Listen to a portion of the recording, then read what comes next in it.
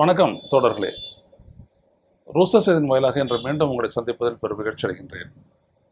இன்று நான் உங்களோடு இந்த பதிவை செய்து கொண்டிருக்கின்ற இந்த நேரத்தில் இந்திய கம்யூனிஸ்ட் கட்சியும் இந்திய கம்யூனிஸ்ட் கட்சி மார்க்சிஸ்டும் தங்களுடைய ஆதரவை, நிபந்தனையற்ற ஆதரவை தவேக தமிழக வெற்றி கழகத்திற்கு ஆட்சி அமைக்க அளித்துள்ளன.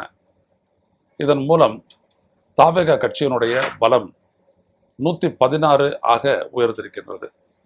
இன்னும் 2 இடங்கள் மட்டுமே தேவை.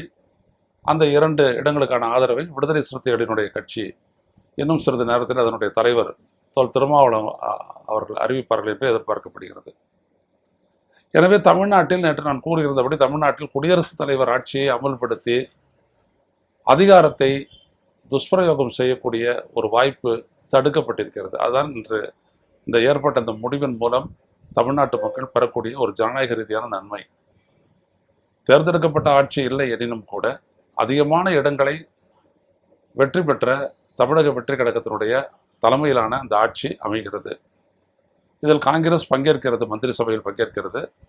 2 கம்யூனிஸ்ட் கட்சிகளும் நாங்கள் மந்திரி சபையில் பங்கேற்க மாட்டோம், வெளியிலிருந்து நிபந்தனையற்ற ஆதரவை நாங்கள் தருகின்றோம், ஆனால் அது கொள்கை பூர்வமானது, மாநில உரிமைகளை நிலைநாட்டக்கூடிய பாதுகாக்கக்கூடிய அந்த வழிகளில் இந்த ஆட்சி செயல்படுவதற்கு உறுதுணையாக நிற்போம், அது மீறி சென்றால், அதை கடந்து சென்றால் நாங்கள் எதிர்ப்போம் அப்படின்னு அவங்க தெளிவாக சொல்லியிருக்காங்க. அதே நேரத்தில் தாங்கள் திமுக கூட்டணியில் தான் தொடர்கின்றோம். அது இருவேறுபட்ட கருத்தல்ல. மக்களினுடைய தீர்ப்பை மதிக்கும் வகையிலும் இந்த இந்த இந்த முடிவை எடுத்து அறிவிப்பதாக அவர்கள் சொல்லியிருக்கின்றார்கள். எனவே நாளை அல்லது நாளை மறுநாள் தமிழக வெற்றி கழகத்தினுடைய தலைவர் திரு விஜய் அவர்கள் தமிழ்நாட்டினுடைய முதலமைச்சராக அவர் பதவியேற்பார் என்று எதிர்பார்க்கலாம். தமிழ்நாட்டில் எழவிருந்த ஒரு மிகப்பெரிய அரசியல் ரீதியான சிக்கல், கான்ஸ்டிடியூஷனல் கிரைசிஸ் தவிர்க்கப்பட்டிருக்கிறது. அதற்காக 2 கம்யூனிஸ்ட் கட்சிகளையும் விடுதலை சிறுத்தைகள் கட்சியையும் நாம் பாராட்ட வேண்டும். விடுதலை சிறுத்தைகள் கட்சி எப்படிப்பட்ட ஒரு ஆதரவை நல்குகிறது என்று தெரியவில்லை. ஏனென்றால் அவர்கள் வெளியிலிருந்து ஆதரவு அளிக்கப் போகிறார்களா அல்லது ஆட்சியிலேயே பங்கேற்கப் போகிறார்களா என்பது தெரியவில்லை. அது திருமாவளவன் அறிவிக்கும் போது தான் தெரிய வரும். அப்படி அறிவித்தாலும், அவர் எப்படி அறிவித்தாலும் அதை பற்றி எந்த விதமான பிழையும் இல்லை. ஏனென்றால் விடுதலை சிறுத்தைகள் கட்சியை சேர்ந்த ஒருவர் அமைச்சராகி அவர் தமிழ்நாட்டிற்கு அவர் செய்யக்கூடிய சேவையை தொடர்ந்து அந்த கட்சியினுடைய பலம் பெருகும். அது தமிழ்நாட்டிற்கு நல்லது தான், அதையும் நம்ம கவனிக்கணும். அப்படிப்பட்ட ஒரு வாய்ப்பு வந்துச்சுன்னா அது வன்னி அரசு அவர்களுக்கு அது கிடைக்கும், அதுவும் நல்லது தான்.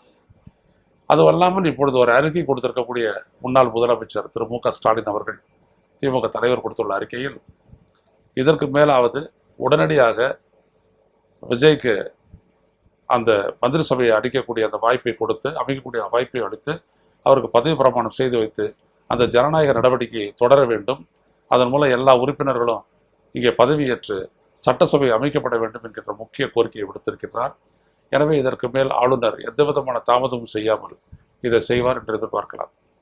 இல்லை, முக்கியமான ஒரு விடயத்தையும் திரு ஸ்டாலின் அவர்கள் சொல்லியிருந்தார்கள். நாங்கள் நடைமுறைப்படுத்திய அந்த மகளிர் உரிமை தொகை 1000 ரூபாயையும் இந்த ஏழை எளிய மக்களினுடைய குழந்தைகள் பள்ளிகளுக்கு வரும்போது அவர்களுக்கு காலை சிற்றுண்டி வழங்கக்கூடிய அந்த திட்டத்தையும் தொடர்ந்து நீங்கள் நடைமுறைப்படுத்த வேண்டும் என்று கேட்டுக்கொண்டிருக்கின்றார். அதை நடைமுறைப்படுத்துவார்கள் என்று எதிர்பார்ப்போம். ஆக ஒரு புதிய பொறுப்பை தமிழக வெற்றி கழகத்தினுடைய தலைவர் நடிகர் விஜய் அவர் ஏற்கின்றார். இது எந்த அளவிற்கு அது தமிழ்நாட்டு மக்களுக்கு நன்மை செய்யும் என்று பார்க்கலாம். இன்னொரு பக்கத்தில் பார்த்தால், நேற்று வரை, ஏன் இன்று காலை வரை ஒரு வதந்தி பெரிதாக உலகிக் கொண்டிருந்தது. அதிமுக ஆட்சி அமைக்கும், அதுக்கு திமுக வெளியிலிருந்து ஆதரவு அளிக்கும் என்றும் கூறப்பட்டது.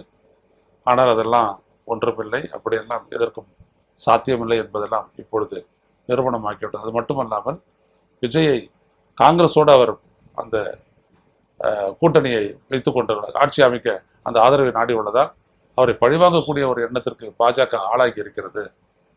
எனவே விஜய் அவர்கள் ஆளவிட மாட்டார்கள் என்றெல்லாம் சொல்லி இருக்கிறார்கள். அதெல்லாம் எந்த அளவுக்கு நடக்கும் நடக்காதுன்றது நம்ம சொல்ல முடியாது. ஏன்னா பிஜேபியினுடைய ஆட்சி, அவர்கள் எதை வேண்டுமானாலும் செய்வார்கள். இப்படிப்பட்ட ஒரு நிலை. அதனால்தான் மதவாதத்தினுடைய பிடியில் தமிழ்நாடு விழுந்து விடாமல் தடுக்க நாங்கள் விஜய்க்கு ஆதரவு அளிக்கின்றோம் என்று 2 கம்யூனிஸ்ட் கட்சிகளும் சொல்லியிருக்கின்றன. திருமாவளவன் அவர்களும் ஒரு நீண்ட நெடிய அறிக்கையை அளித்து தங்களுடைய கட்சி இப்படிப்பட்ட நிலைப்பாட்டை ஏன் எடுத்தது, ஏன் இந்த ஆதரவை தருகின்றோம் என்பதை அவர்கள் சொல்லுவார்கள். அதுவும் முக்கியத்துவம் வாய்ந்ததாக இருக்கும் என்று கருதுகிறேன். மொத்தத்தில் தமிழ்நாட்டில் ஒரு புதிய ஆட்சி நாளையோ நாளை மறுநாளோ அமரவிருக்கின்றது. அவர்களுக்கு வாழ்த்துக்கள். மீண்டும் சந்திப்போம் தொடரில். நன்றி, வணக்கம்.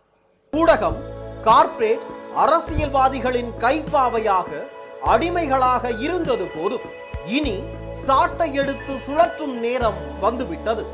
ஊடகம் பொதுமக்களாகிய உங்களுக்காக, உங்களாலேயே இயக்கப்பட வேண்டும். ஊடக சுதந்திரத்திற்காக உங்களின் பங்களிப்பை இன்றே அளித்திடுங்கள்.